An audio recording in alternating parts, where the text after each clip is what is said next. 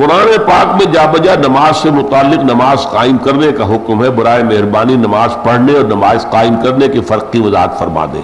صحیح ہے آپ نے کہا، نماز قائم کرنا یہ ہے کہ نماز کے پورے نظام کو قائم کیا جائے، مسجدیں تعمیر کی جائیں، بر وقت اذانیں دی جائیں، مرد مسجد میں آ کر نماز ادا کریں، صفیں باندھ کر ایک امام کے پیچھے نماز ادا کریں، عورتیں گھروں میں ادا کریں لیکن مردوں کے لیے لازم ہے کہ وہ مسجد میں آئیں۔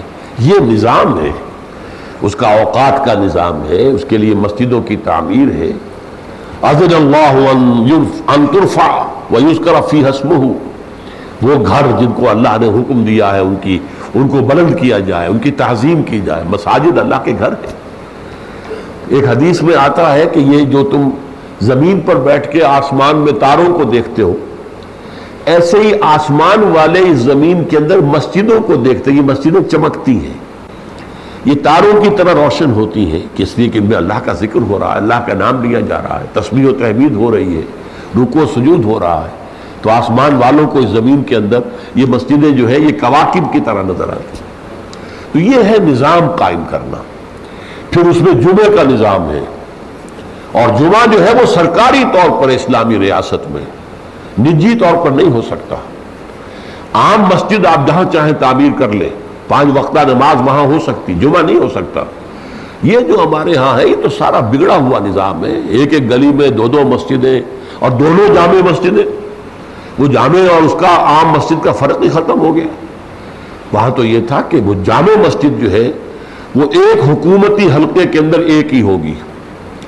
آج کل ہم کہہ سکتے ہیں ایک یونین کاؤنسل میں ایک ہوگی، جامع مسجد ایک ہوگی، سب کو وہیں آ کر نماز پڑھنی پڑے گی۔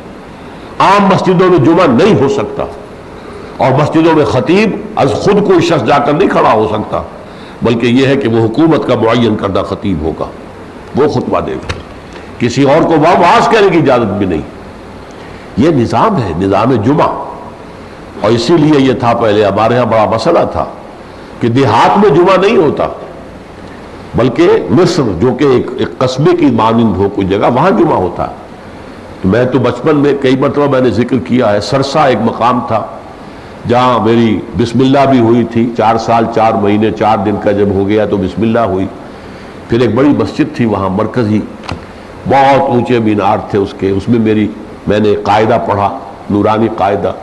اور جمعے کے روز کیا ہوتا تھا، صبح ہی سے آس پاس کے دیہات سے لوگ اونٹوں کے اوپر، صحرائی علاقہ تھا، سفید شفاف کپڑے پہنے ہوئے، ارائی قوم وہاں آباد تھی زیادہ، ارائی، وہاں وہ پچادے کہلاتے تھے، اونٹوں کے اوپر چلے آ رہے ہیں، اور صبح ہی سے مسجدیں آباد ہو جاتی تھی۔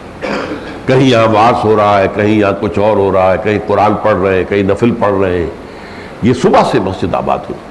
پھر جو ہے جمعہ ہوتا تھا، اذان ہوتی تھی۔ تو یہ گویا کہ معلوم ہوتا تھا کہ یہ ایک مرکزی جگہ ہے اس آبادی کے اندر، اس علاقے کے اندر۔ تو یہ ہے در حقیقت نظام جماعت، نظام نماز، اس کے مختلف تقاضے ہیں۔